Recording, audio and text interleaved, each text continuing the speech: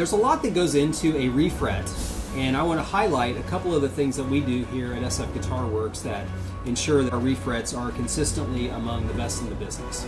Anytime we do a refret, there are several aesthetic concerns that we're always trying to consider. The first is making sure that there's no gap between the fret and the fretboard. Another aesthetic concern we take into account is the straightness of the fret bevel.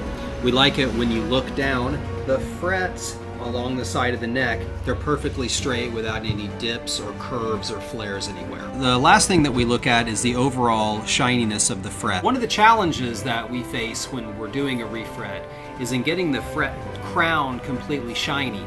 It's difficult to get right down against the fretboard to get out any machine marks, whether they're made during the fret production or when we're doing the fret mill.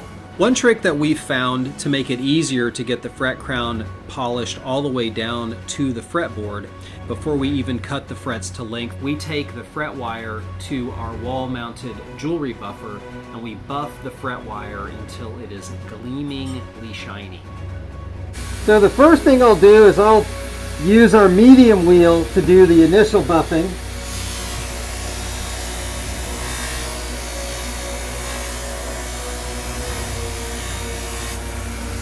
Doesn't look much different yet, but now we'll move over to the fine wheel.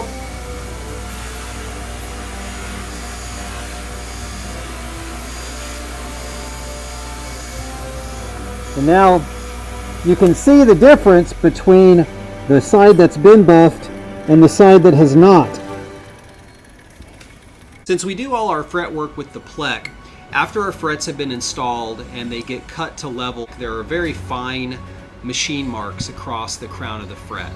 It's really important to take those out and make the frets absolutely mirror smooth.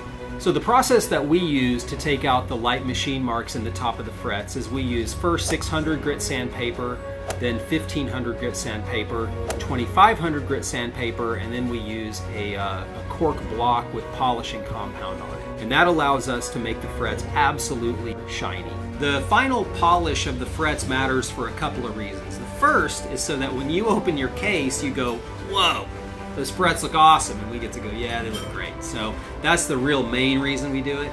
Just kidding. The real reason that you want to have your frets absolutely chrome polished is so that when you bend notes, there's no drag, especially with stainless steel frets like this neck is getting. Once these are polished out to a chrome-like finish, bending on these frets is going to be effortless. It'll really feel great. There will be no grittiness and no hanging up.